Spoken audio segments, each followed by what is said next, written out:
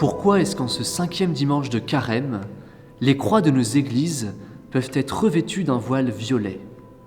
Eh bien, c'est parce que nous entrons dans la quinzaine de la Passion. Nous débutons la quinzaine de la Passion avec l'évangile de ce dimanche. Jésus ressuscite Lazare. Alors beaucoup de Juifs vont se convertir.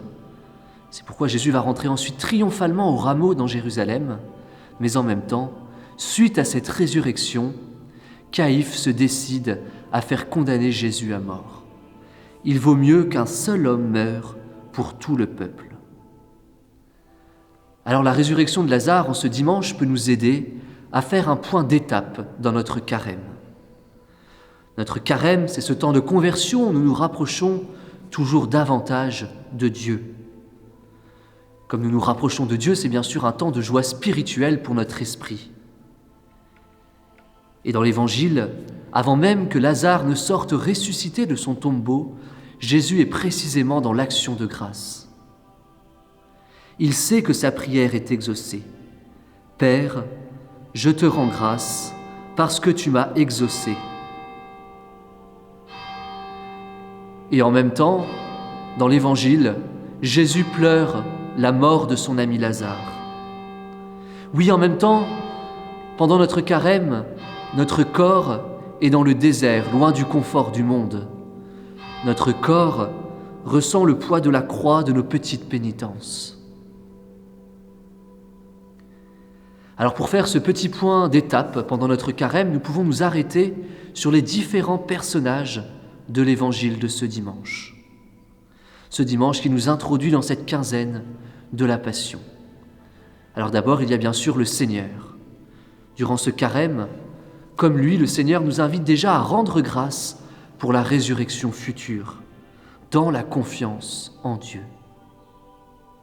Invitation donc à vivre cette confiance totale à Dieu pendant notre carême, d'une manière peut-être plus radicale, et donc d'être dans la joie spirituelle, la joie intérieure, la joie de nous rapprocher de Dieu. Alors bien sûr, nous savons qu'il n'y a pas de résurrection sans croix, sans toutes nos petites pénitences. Et dans l'Évangile, Lazare est malade. Alors que font ses sœurs Marthe et Marie, ces autres protagonistes de l'Évangile? Et nous, qu'est-ce que nous faisons lorsque nous voyons un de nos frères, un proche, qui est dans l'épreuve, qui est dans la maladie? Eh bien, Marthe et Marie, elles, ont confiance en Dieu, justement. Elles croient que Jésus peut faire des miracles. Oui, Jésus a fait des miracles, elles savent qu'il peut encore faire quelque chose pour Lazare. Même une fois qu'il est mort, Marthe aura cette espérance en la vie éternelle d'abord, puis en la résurrection déjà ici-bas de son frère Lazare. Elles ont confiance en Dieu, Marthe et Marie, et elles savent aussi que nous recevons tout de Dieu.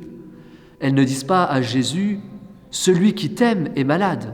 Non, elles disent plutôt « Celui que tu aimes est malade ». Elles savent bien que ce n'est pas la charité de Lazare, ce ne sont pas les mérites qui valent que Jésus puisse venir nous guérir, venir nous sauver, non. Mais c'est parce que Jésus nous aime. L'amour de Dieu est premier, la grâce est toujours première. Dieu nous aime gratuitement, chacun, qui que nous soyons. Alors est-ce que j'ai conscience que je suis un pécheur sauvé gratuitement? Ce n'est pas la somme de mes efforts, ce n'est pas la somme de mes pénitences qui va me rapprocher de Dieu.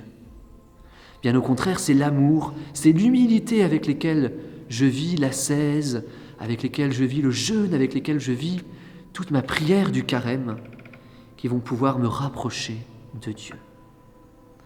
C'est l'amour intérieur que Dieu insuffle en moi, l'amour avec lequel je vis joyeusement toutes les contrariétés du quotidien, même celles que je n'ai pas choisies.